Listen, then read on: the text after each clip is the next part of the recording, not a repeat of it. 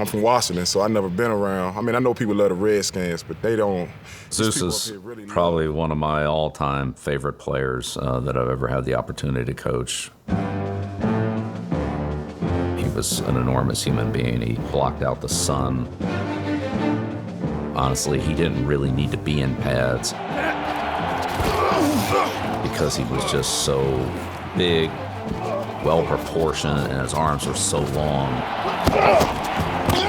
Most of the time, you couldn't even get to his pads because of his arm length. Hey, that's your best block all day. That's your best block all day. He was undrafted when we brought him in and was a defensive lineman. We converted him to offense, and Orlando worked extremely hard to become one of the top players at his position in the league. It's a very important game. Any AFC game is important, any game. Everybody loved him, the coaches, the players. He was a guy you could always count on, and we did count on him. He came from a financially poor background, grew up in D.C., and his father was blind. The first away game we had in preseason his rookie year, I told the team, traveling jacket and tie, and make sure everybody is well-dressed and ready to go, or I'm not gonna, you're not gonna get on the plane.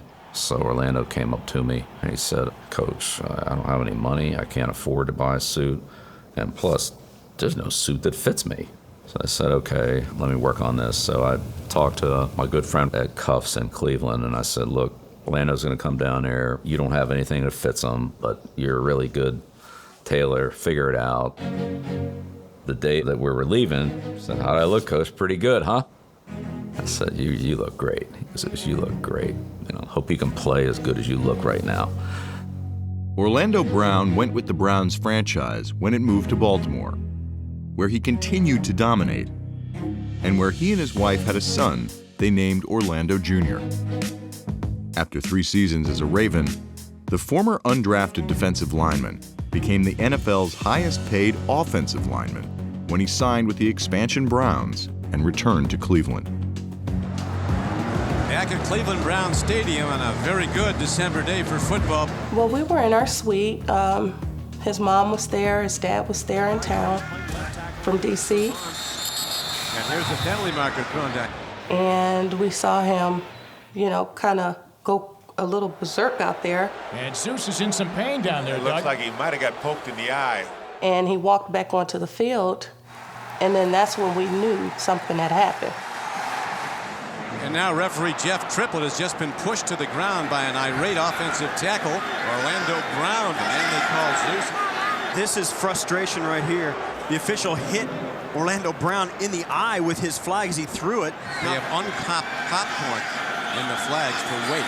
You can see his eyes all swollen up. The flag hit him right in the eye, and the trainers came out to help him. He's got to come out for one play. When he tried to come back in, the official wouldn't let him come back in, and then he lost his temper, the same guy.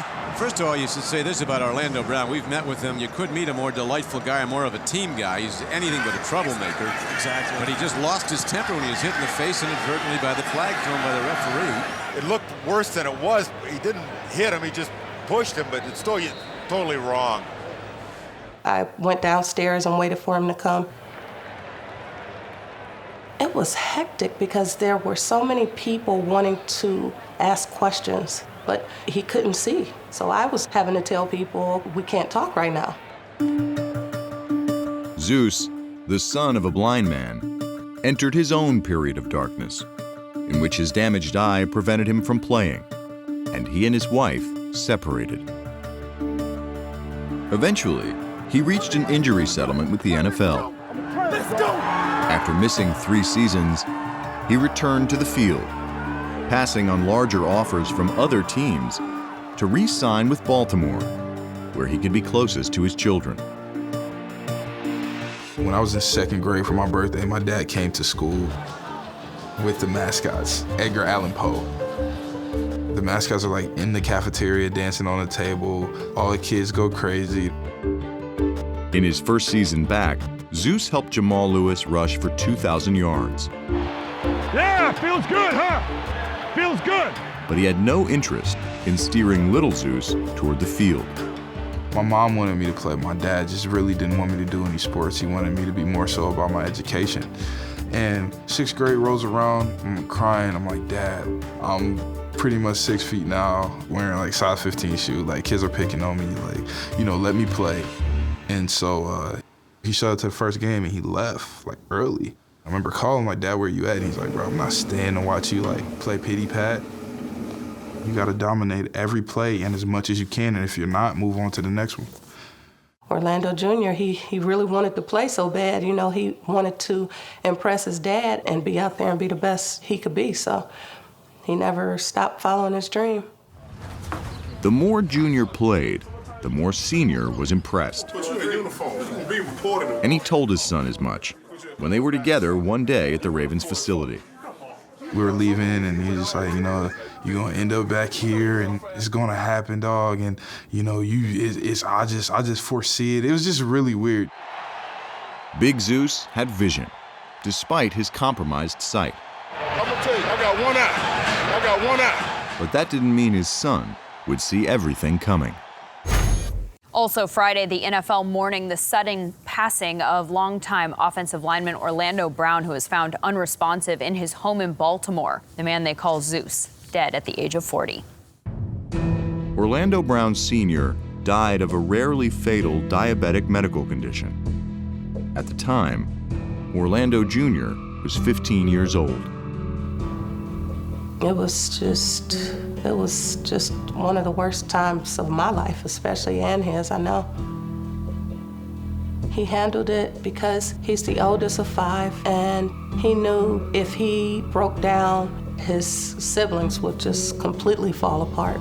So he was really good on, okay, I've got to push forward with what I want to do and what I promised to my dad. And that's to play football. Well, I talked to his son when Orlando passed away, and so I had some connection to Orlando Jr. from DeMatha to Georgia to eventually Oklahoma. I wouldn't be here right now without him. We came in together. Our first year playing at OU was in 2015. We'd always sit right next to each other, and he kind of opened my eyes up to thinking about the game and how detailed it is. The Sooners saw what the son of Zeus was made of, particularly one night before the 2017 season when he spoke to them about a moment from the previous year. I literally started it off with the clip of Ohio State singing on our field. And I brought up my dad, and like I said, the way that they raised me, the way that he raised me, my mom raised me to finish, and to have a mentality to make sure that someone dancing on our field or singing on our field doesn't happen again. When their rematch with Ohio State ended, Oklahoma was singing its own tune. It was just one highlight from a Big 12 championship season that ended with a strong NFL scouting report on Orlando Brown Jr. Orlando Brown projected as a first-round pick. Oof. The combine, I was a little mad at him for even testing because that's never been his forte. That's a historically bad time. It's not the run of 40, it's not the bench press. If you've spent 3, 4, 5 years in a big-time weight program at a big-time school, you'll get a minimum of 20. 14 reps, 1-4. People were saying, oh, he went from this grade to being, this late in the draft. None of that mattered.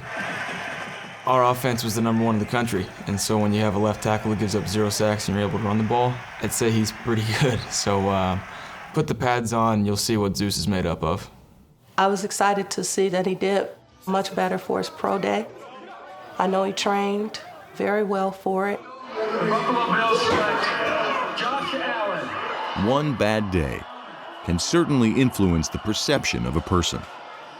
But that doesn't mean it must define his legacy. I swear, bro, it's MZ.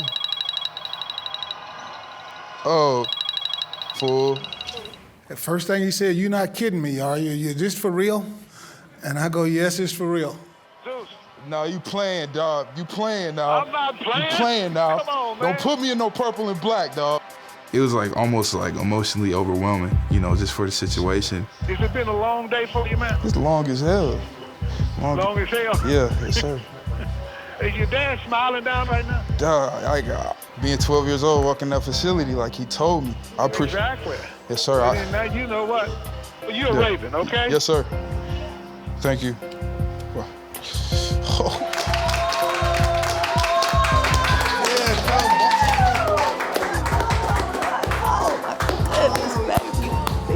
With the 83rd pick, the newest member to the Baltimore Ravens family, and the Lord works in mysterious ways, Orlando Brown. How about Tackle, Oklahoma. How about that? You know, this picture, it was crazy. 22 years of life and I'm still a Raven.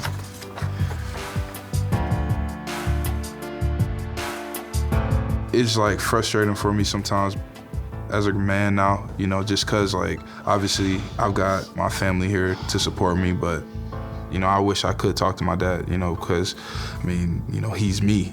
That's just been something that has been a lot more difficult than before. I wish Dad was here to see this, man. I just wish he was here to see this.